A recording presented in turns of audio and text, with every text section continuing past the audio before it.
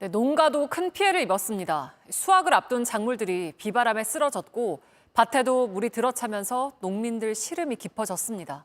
충남 저산의 일부 주민들은 살던 집도 떠나야 했습니다. 하예빈 기자가 만났습니다. 농작물 모종과 각종 농기구들이 어지럽게 흩어져 있습니다. 전남 곳곳에 비가 많이 내리면서 비닐하우스가 잠긴 겁니다. 고구마를 재배하던 농민들도 농사를 망쳤습니다. 이거 겨우 식량이거든. 남들은 팔지만 우리가 갖다가 겨울에 밥을 대신 먹는다고 이거를 고구마를 저작달 작살났으니 지금 고구마다 썩어버리지 물 먹었는데. 비바람에 벼가 쓰러지고 밭이 잠기는 등 충남에서만 1,800헥타르 이상 농작지가 피해를 봤습니다. 서산에선 폭우로 흙더미가 무너져 내려 집을 그대로 덮쳤습니다. 어제부터 복구 작업을 하고 있지만 장비가 들어오는 것조차 쉽지 않습니다. 결국 일부 주민들은 살던 집을 떠나 이사를 가기로 했습니다. 복구하는데도 한 달은 넘게 걸릴 거라 해가지고 엄청 급하게 구하니까 그냥 월세로 구해서 일단 거기에 있는 걸로. 이 일대 주민들은 여전히 불안합니다. 비가 많이 쏟아지니까 이 하수도가 막혀가지고 집으로 물 들어올까 봐. 무섭죠. 뭐 조금 태풍이 온다든가 비가 온다든가 하면 무서워요.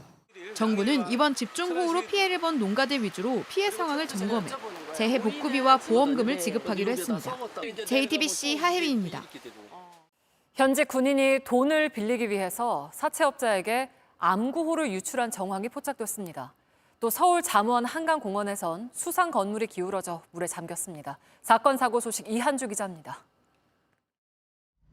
군인들이 사채업자에게 넘긴 담보는 암구호였습니다.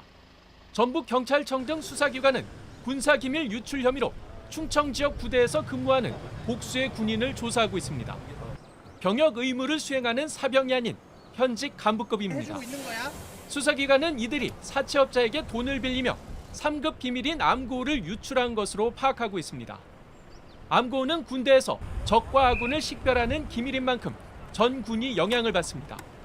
한 번 유출되면 즉시 폐기하고 새로 만들어야 할 정도로 보안성이 강조됩니다. 이번 수사는 군과 검경이 함께 진행했으며 여러 차례 압수수색을 통해 증거물을 확보한 것으로 알려졌습니다. 한강의 건물이 비스듬히 기울어져 있습니다. 3m가량 가라앉으며 1층은 절반 가까이 물에 잠겼습니다.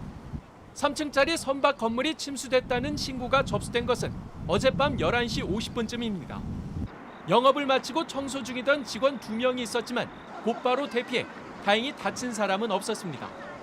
서울시는 선박 건물을 물에 띄우는 장치에 문제가 생긴 것으로 보고 있습니다. 바늘이랑 추는데요.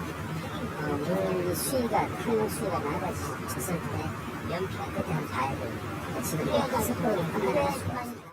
배도 가라앉았습니다. 부산 북항에서 5년 가까이 방치 중이던 유조선입니다. 해경은 밤사이 폭우로 물이 차면서 배가 침몰한 것으로 보고 있습니다. JTBC 이한주입니다. 의료계 집단 행동에 동참하지 않는 전공의 명단을 온라인에 올린 사직 전공의가 처음부터 치밀하게 범행을 준비했던 걸로 파악됐습니다. 일부러 공용 PC를 쓰고 여러 대의 휴대전화를 쓰며 수사망을 피했습니다. 정인아 기자입니다.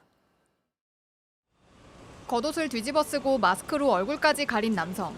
집단 행동에 참여하지 않은 의사들 명단을 온라인에 공개한 사직 전공의 정모 씨입니다. 이름과 근무지 등 개인정보와 함께 확인되지 않은 정보까지 올려 조롱과 협박을 받게 한 혐의를 받고 있습니다.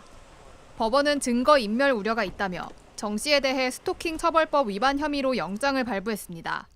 혹시 리스트에 올라간 의사분들한테 죄송한 마음은 없으신가요? 법원에서 어떻게 소명하셨습니까? 실제 정 씨는 범행을 저지르며 수사망을 피하려고 치밀하게 준비한 걸로 확인됐습니다. 사용 기록이 남는 개인 컴퓨터가 아닌 공용 PC를 사용해 블랙리스트를 작성했습니다. 또 범행 뒤 작성 기록을 지우고 복구를 막는 프로그램도 설치했습니다. 휴대전화 여러 대를 사용해 작성자가 여러 명인 것처럼 꾸미기도 했습니다. 제보자를 보호해준다며 암호가 걸린 보안 이메일로 블랙리스트에 올릴 신상 정보를 전달받기도 했습니다. 이처럼 계획 범죄가 확인됐지만 의사단체들은 거세게 반발하고 있습니다. 임현택 대한의사협회 회장은 정 씨가 정부가 만든 피해자라고 주장했습니다. 다른 의사단체들도 블랙리스트는 저항 수단이라며 규탄 집회를 이어가고 있습니다. JTBC 정인아입니다. 여야 의정 협의체를 구성하기 위한 논의가 좀처럼 나아가지 못하는 가운데 오늘 이재명 민주당 대표가 국민들이 가장 다급한 것 같다며 정부와 여당을 압박했습니다.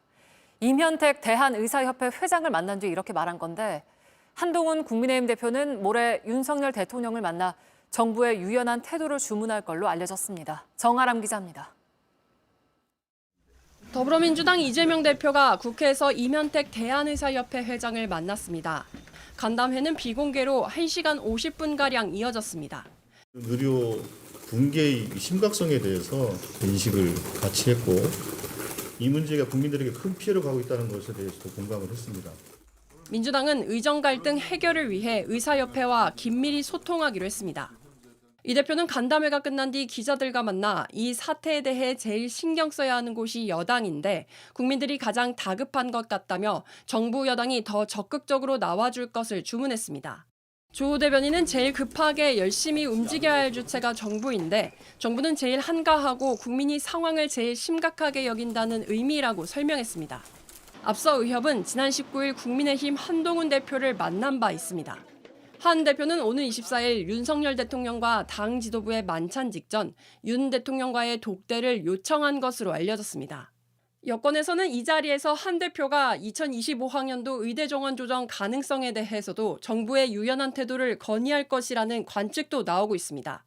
다만 한 대표 측은 대통령실로부터 독대 요청에 대한 답변은 아직 못 받은 것으로 전해졌습니다.